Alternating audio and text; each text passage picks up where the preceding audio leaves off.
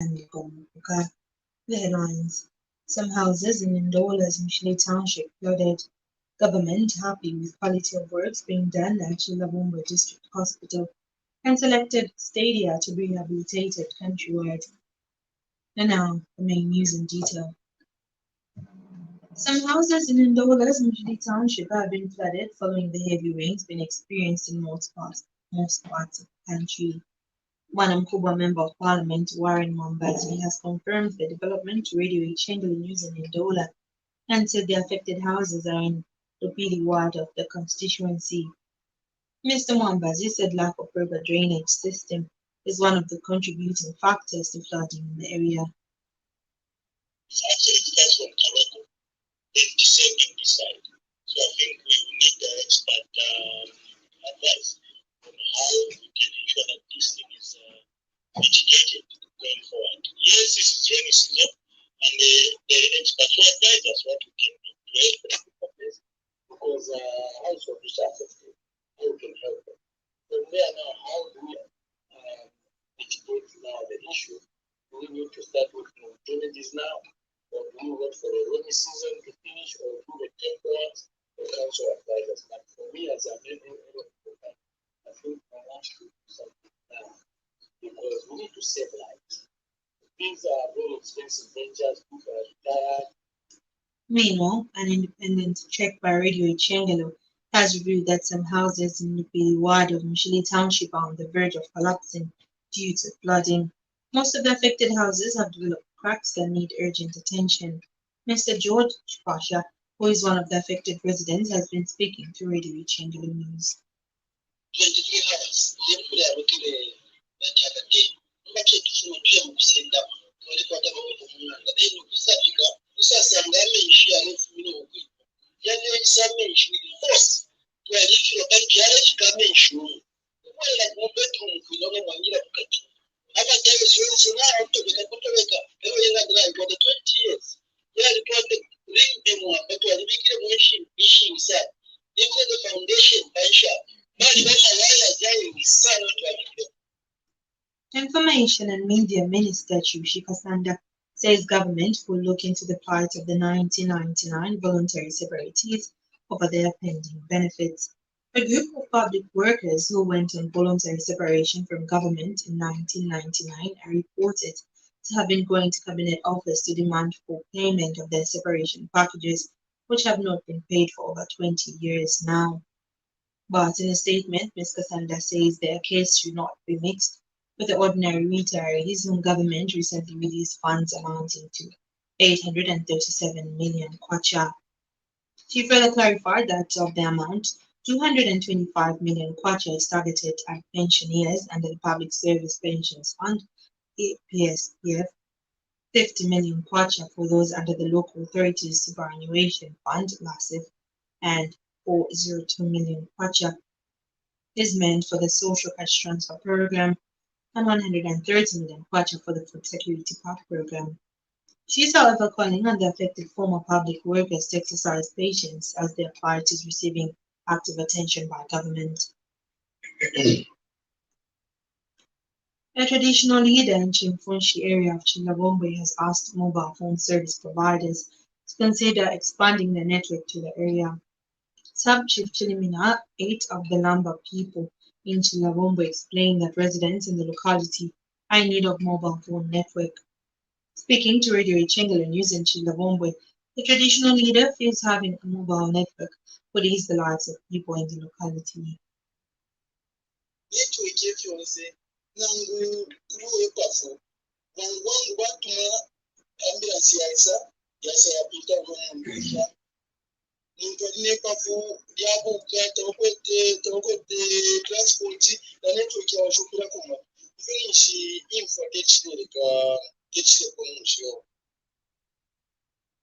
Belt Minister Anisha Matambo says he is impressed with the quality of works being done at the Chilabombe District Hospital.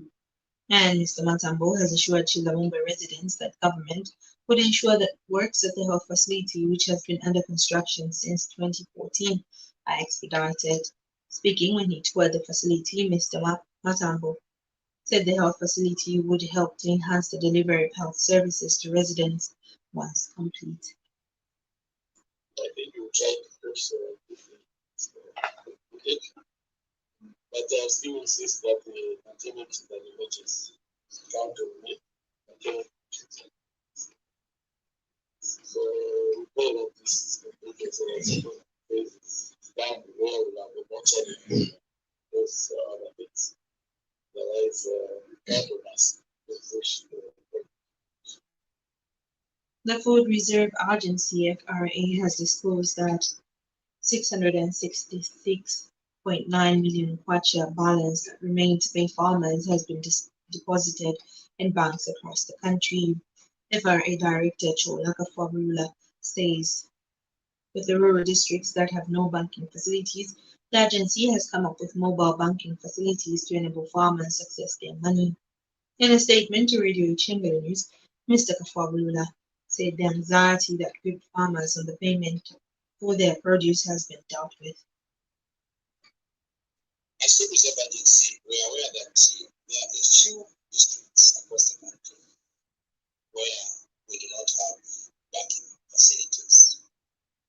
And so we have come up with an initiative of mobile banking in collaboration with existing banks. So mobile banking facilities are being provided on a daily basis in Chadiza, Zobwe, and Sinda, so that our farmers will not have to travel a long distance to those districts that have got banks. In any case, that will eat into their profits that they have already earned. So farmers should not panic. They'll be waiting for this money, but now money is waiting for the farmers to be paid. During the last crop marketing season, FRA purchased 9,047,777.5 metric tons of maize at a value of 2.8 billion. In sports, the Football Association of Zambia (FAS) has partnered with FIFA and the government in rehabilitating selected stadia countrywide. Minister of Sports Elvis Nkandu this morning launched the stadia rehabilitation project, which will start with renovation of Independence Stadium in Solwezi. In his remarks in Solwezi, Nkandu said the rehabilitation football stadia will be of great benefit to provinces and the country. FAS Vice President Justin Mumba said Football House has set a minimum target of refurbishing at least one stadium in each of the 10 provinces. Mumba said FAS has so far secured funding to work on 5 stadia, namely Kawale in Mansa, David Kaunda in Chikwata, Kasama in Northern Province, and Moramba in Livingston. This news broadcast comes to you in the community service of Radio Chengela with compliments of Moose Milling. And our international news is monitored from the BBC. The International Committee of the Red Cross says it's been the victim of a massive cyber attack by hackers who stole the details of more than 500,000 extremely vulnerable people. The data was being stored by a company in Switzerland. It included confidential information of missing persons, people in detention, and those separated from their families during conflict or disaster. Imogen Phones is in Geneva. There's no indication as to who carried out the cyber attack, but the Red Cross has appealed to those responsible not to share the data, saying this could cause yet more pain to people who have already suffered so much. The attack will cause alarm across Geneva. The city is home to some of the world's biggest humanitarian agencies, like UN Human Rights and UN Refugees, who also store personal data on very vulnerable people. The first plane loads of aid have landed in Tonga following Sassuate's volcanic eruption and tsunami. Several ships are also on their way, bringing urgently needed clean water together with food and medicines. Military helicopters are expected to be sent to outlying islands. New television footage shows scenes of devastation, with villages and farmland flattened, though reports say good tsunami planning prevented deaths and injuries. Marian Kubu, a journalist in the Tongan capital, Nuku'alofa, says volcanic ash has blanketed everything. There's just dust everywhere. It's grey. Come Sunday morning after the eruption, all of Tonga just turned grey. Cars and buildings. An Australian court has given its reasons for allowing officials to deport the tennis star Novak Djokovic the day before he was due to take part in the Australian Open. This report from Michael Bristow. The tennis star was deported last Sunday, but the court has only now published its reasons for allowing that process to take place. Djokovic had claimed that the decision was illogical, but a panel of 3 judges said it was reasonable for the Australian government to assume the player was opposed to COVID vaccinations, and that his presence in Australia could have fostered anti-vaccination sentiment, and possibly led to violent protests. They said Djokovic had influence over people of all ages and might have wanted to emulate him. That item brings us to the end of our news. We take a look at the headlines once again. Some houses in Ndola's Mushili Township flooded.